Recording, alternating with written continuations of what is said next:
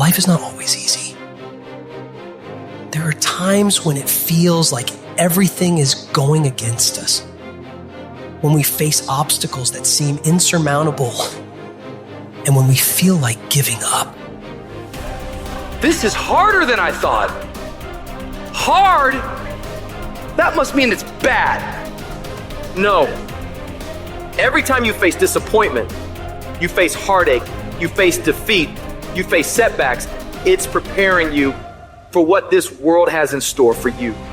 It is the test that creates credibility. It is the test that creates trust. So if you're going through a bankruptcy moment, that's your test of being trusted. In other words, you never think that a crisis comes to conclude your life. It comes to give credibility to your life. What you're going through is going to give you the respect of other people observing you. There are people who are praying that you fail, and then they'll trust you when you don't.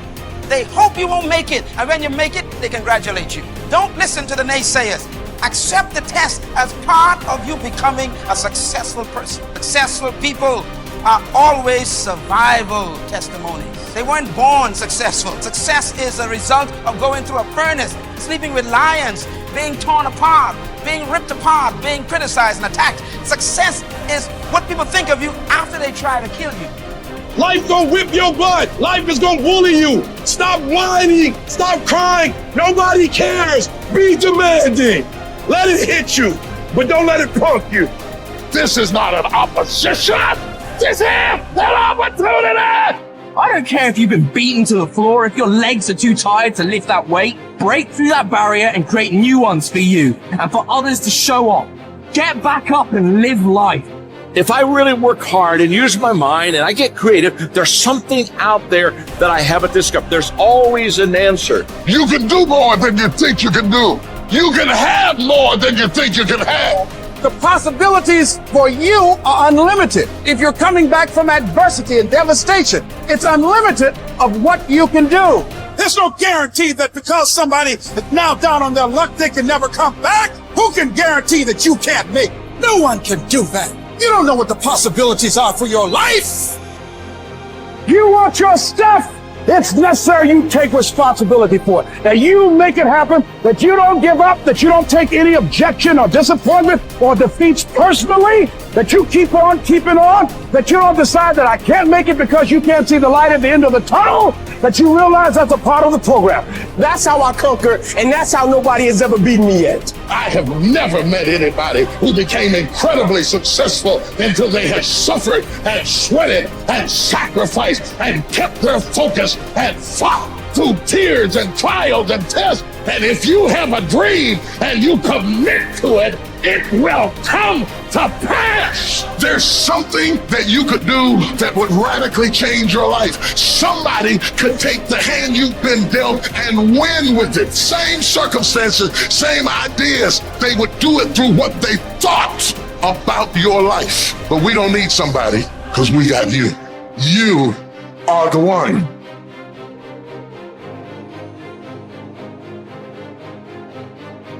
Remember then, that if you think the things which are by nature slavish to be free, and the things which are in the power of others to be your own, you will be hindered, you will lament, you will be disturbed, you will blame both gods and men. But if you think that only which is your own to be your own, and if you think that what is another's as it really is belongs to another, no man will ever compel you, no man will hinder you. You will never blame any man. You will accuse no man. You will do nothing involuntarily, against your will. No man will harm you. You will have no enemy, for you will not suffer any harm. Now is the time to get serious about living your ideals. How long can you afford to put off who you really want to be? Your nobler self cannot wait any longer. Put your principles into practice. Now, stop the excuses and the procrastination. This is your life. You aren't a child anymore. The sooner you set yourself to your spiritual program, the happier you will be.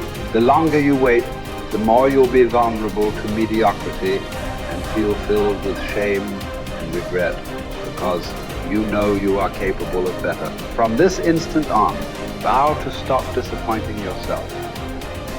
Separate yourself from the mob. Decide to be extraordinary and do what you need to do, now. Never depend on the admiration of others. There is no strength in it. Personal merit cannot be derived from an external source. It is not to be found in your personal associations, nor can it be found in the regard of other people. It is a fact of life that other people, even people who love you, will not necessarily agree with your ideas, understand you, or share your enthusiasms. Grow up. Who cares what other people think about you? Caretake this moment. Immerse yourself in its particulars. Respond to this person, this challenge, this deed. Quit the evasions. Stop giving yourself needless trouble. It is time to really live, to fully inhabit the situation you happen to be in now. You are not some disinterested bystander. Participate. Exert yourself.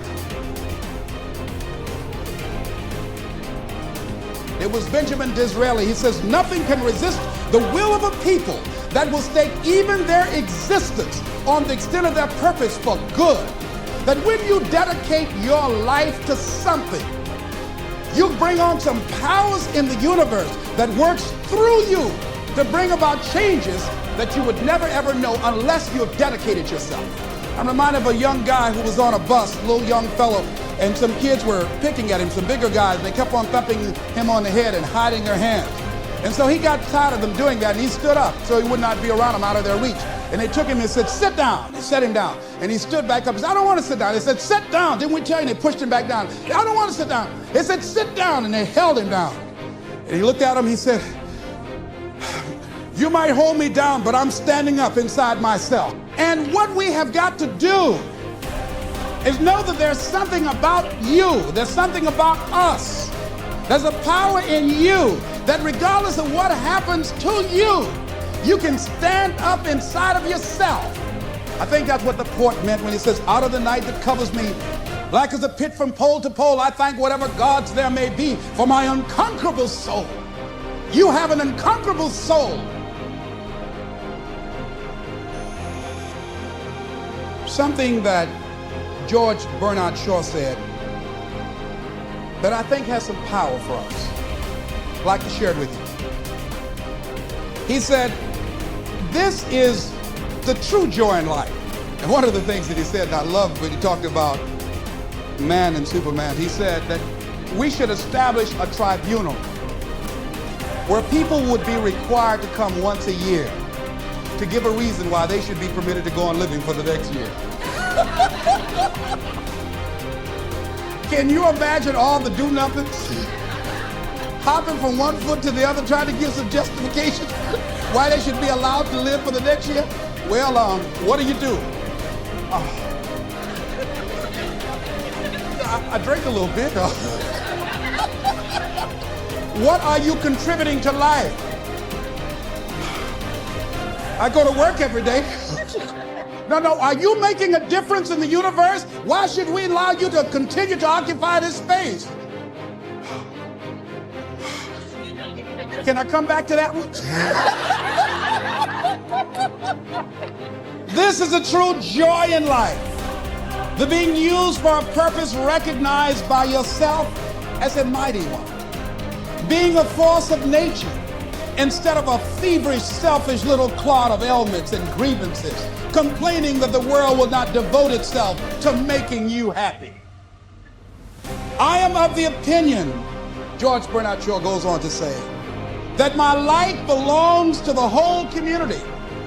And as long as I live, it is my privilege to do for it whatever I can. I want to be thoroughly used up when I die. For the harder I work, the more I live. I rejoice in life for its own sake. Life is no brief candle for me. It is a sort of splendid torch which I've got a hold of for the moment. And I want to make it burn as brightly as possible before handing it on to future generations.